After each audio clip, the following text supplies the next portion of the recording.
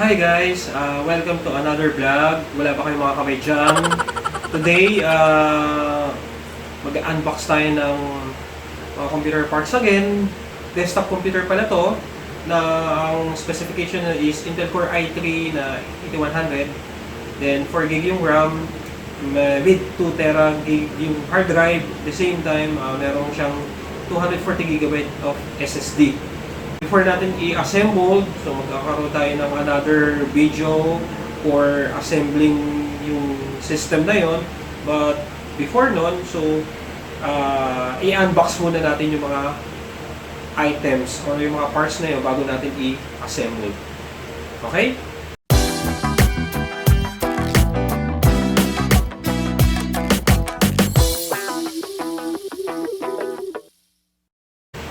Una, we have the Intel Core i3 na 8th generation desktop processor na socket LGA 1151 i3 8100. Meron siyang 6 MB na cache memory.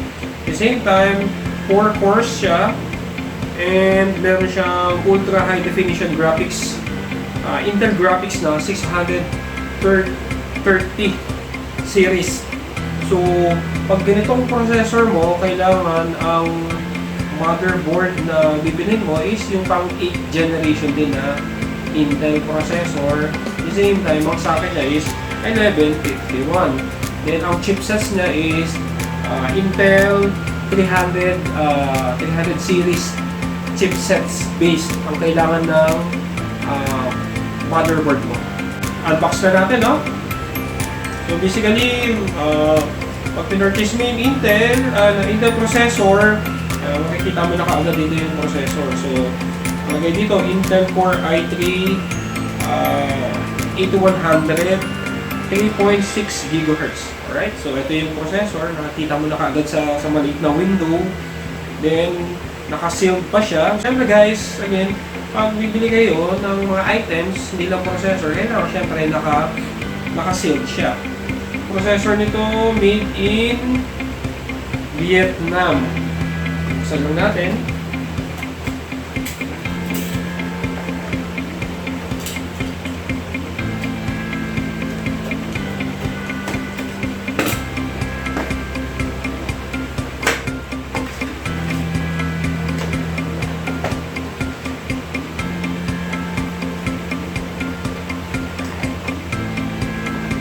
So, manual installation, instructions guide with sticker niya.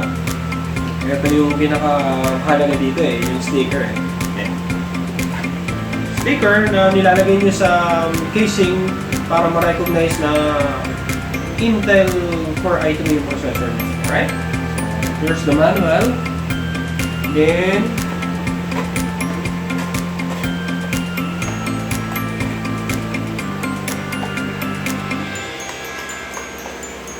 actually, ito na yung processor, no? So, naka 3 ano siya para ma-protect siya, at the same time para hindi siya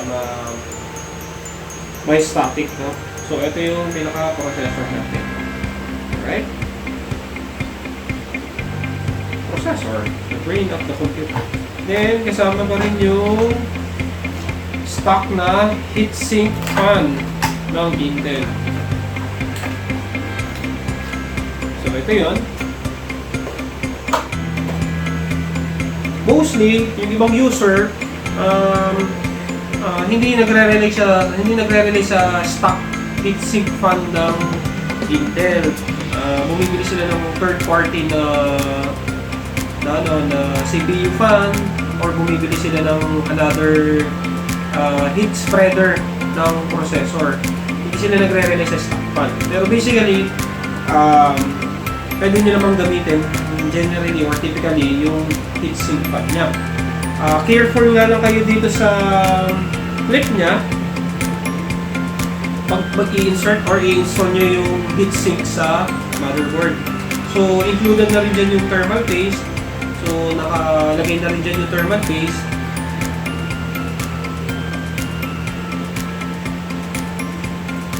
by Intel. So, sa ngayon, kung makikita nyo itong nut na to, naka-park siya. That means, pag in-insert ko siya sa motherboard, pag in-install ko siya, so, i-insert ko siya, i-align ko siya, then ipupush ko rin na siya automatically. But then, once na tinanggal natin to sa motherboard, so kailangan natin itong i-twist or i-turn ng counterclockwise yung mga pin na to. Then, pag ikakabit nyo, ipapark ko ulit. So, yun lang yung tricks pag gagamit kayo ng Intel stock na heatsink fan. So, again, ito yung processor, then ito yung heatsink. At the same time, may kasama na siyang thermal paste. Alright? So, ito yung processor natin. Okay, another component na i-unbox natin is yung motherboard natin. So, na-mention ko sa inyo kanina, ang motherboard dapat natin is Intel 300 series motherboard para dun sa 8th generation na processor natin. So, ang in-avail ko is yung Gigabyte na H310M DS2 2.0. So, by Gigabyte. So, then, LGA 1151. So, syempre, kapag bumili kayo ng processor, kailangan compatible yung motherboard. Okay? So, yun, dapat supported ng motherboard yung processor na gagamitin nyo. Yun lang naman. So, natin. Okay, ang specs nito, Gigabyte H310M DS2 2.0. So, socket 1151. Then, support 8th generation Intel Core processor. 2 DDR4, 2-channel PCI Express 16, Micro ATX, USB 3.1 Generation 1, high definition audio, and Gigabyte Ethernet LAN.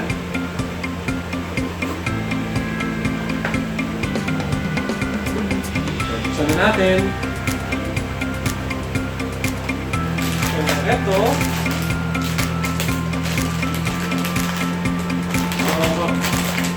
meron siyang free extended socket for graphics card, for PCIe connector. So possible din daw gamitin ito for gaming and mining rig. So, for mining Bitcoin, pwede rin itong motherboard na to. So, meron din siyang included din dito yung SATA connector, 2 piraso. Then, yung backplate niya para dun sa casing natin. Then, ito yung pinaka-motherboard.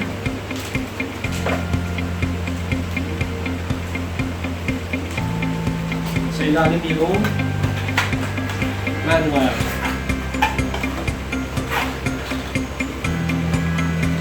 And driver niya.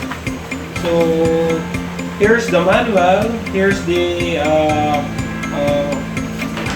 guide and yung mga connector natin, jumper settings natin. So, naka-indicate dito sa manual na to. So, pag first time pa lang kayo mag-install nito, so much better na basahin nyo muna para hindi kayo magkamali or hindi ma-damage yung motherboard later on once na i-assemble nyo. Alright? Also, included din yung DVD na disc for motherboard device driver. So, guys, in case na wala to, alam niyo naman ang gagawin. So, type nyo lang yung model niya sa Google. Then, proceed kayo sa website ng Gigabyte. Then, sa support nun, pwede nyo i-download yung mga device drivers. Okay? Ulit ko muna yung CD.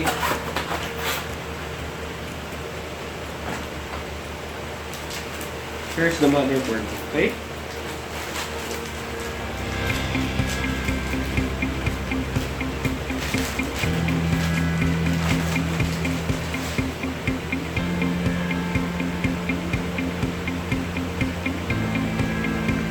Alright, so ito yung motherboard natin right now. So, again, socket 1151.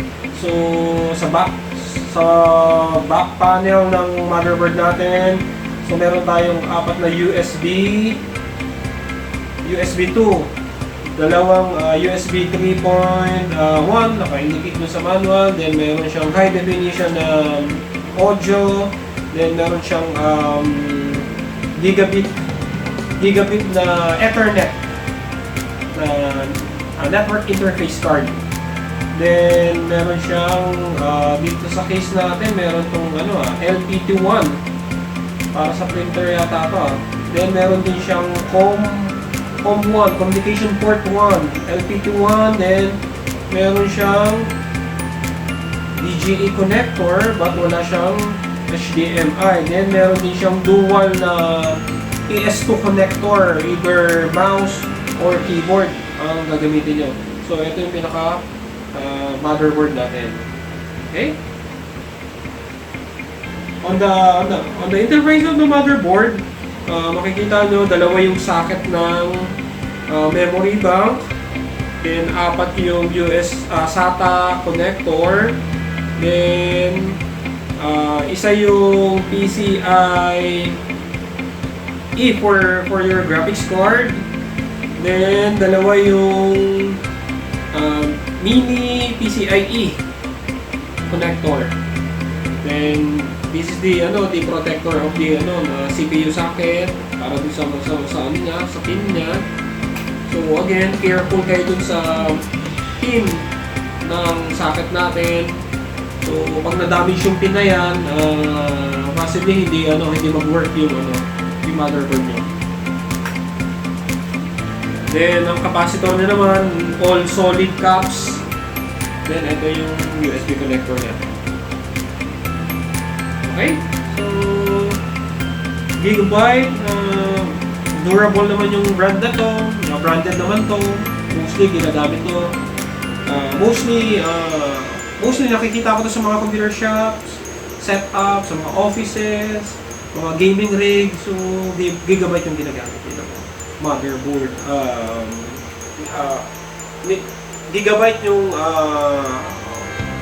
mostly ginagamit nilang motherboard. But basically, syempre, marami pa rin brand sa market na okay din, like Asus, Intel, BioStar, ano pa ba? ECS, then MSI. So depende sa user kung ano yung i-avail niya. So etong Gigabyte na brand is tested naman namin. Hindi naman tayo mapapaya sa client natin once na in-offer natin itong Gigabyte motherboard. Guys, eto nga pala yung free na riser card for external connector of GPU. Ginagamit din siya sa mining card. So ito yung pinaka-board. So ito yung pinaka-PCIe. Then naka-connect siya sa USB 3 connector. Ito yung pinaka-power niya. So ito yung power connector na connect natin siya sa SATA. Then from the motherboard, ito yung pinaka-connector interface para dun sa mini PCIe na naka-connect dito para mag-work yung graphics card. So ito yun. Ito yung components na. Alright guys, meron tayo dito W Green na 2.5 solid state drive. Ang capacity niya is 250 GB SSD. So natin yung typical na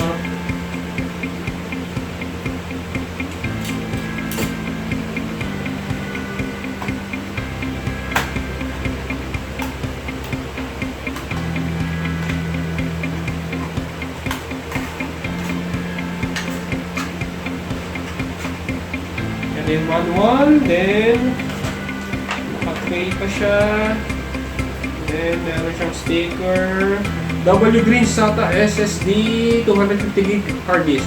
Okay, so again guys,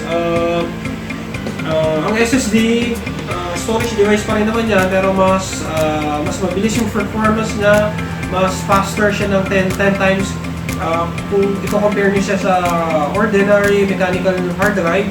So mas mabilis yung performance at mas mabilis yung access niya. So, siyempre, alam niyo na ang SSD hindi na siya mechanical hard drive, wala na siyang plater, wala na siyang heads. So purely flash memory na siya or mga memory modules na yung nasa loob. So ito yung gagamitin natin as primary boot ng PC natin later on. Then typically meron pa rin naman tayong hard disk na in-avail besides dito sa SSD natin. Ang function naman nito, ang purpose nito is para dun sa pinaka-storage or pinaka-data ng mga large data ng computer natin. Dito natin siya i-save. Ang binili naman nating hard drive is Seagate 2TB Barracuda. So, ito yung primary hard drive natin. Then, ito yung secondary hard drive natin. So, sa boot up, ang gagamitin natin is yung SSD. Then, sa storage, ang gagamitin natin is yung 2TB hard drive. Okay? So, shout out nga pala sa PC Option. Maganda pag bumili kayo ng hard drive to. Meron siyang, may tray siya. Mas protected yung hard disk natin kapag pinawin natin sa kanila. Maraming salamat. Another component, so yung memory module natin. So bumili tayo ng DDR4 na 8GB na 2400 yung clock speed niya. So Kingston HyperX ang binili natin. Okay? So isa pala for memory. Okay, so ito yung memory natin.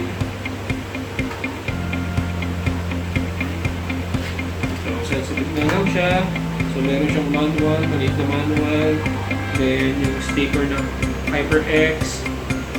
Then, again, yung heat spreader niya. So, yung built-in niya na heat spreader ng memory natin. Okay? So, yun yung pinaka-specifications ng computer na i-assemble natin para sa client natin. Intel Core i3, 8100, Gigabyte, H310 motherboard, 8GB DDR4 RAM with 240GB SSD and 2TB hard drive disk. So, yun yung pinaka general specifications ng computer na i-assemble natin. So, lastly is yung casing. So, ang ginamit natin casing dito is Powerlogic. So, i-unbox din natin, papakita ko sa inyo yung casing natin. Okay? Okay guys, unbox naman natin yung system case na gagamitin natin sa project natin. Casing na gagamitin natin is Powerlogic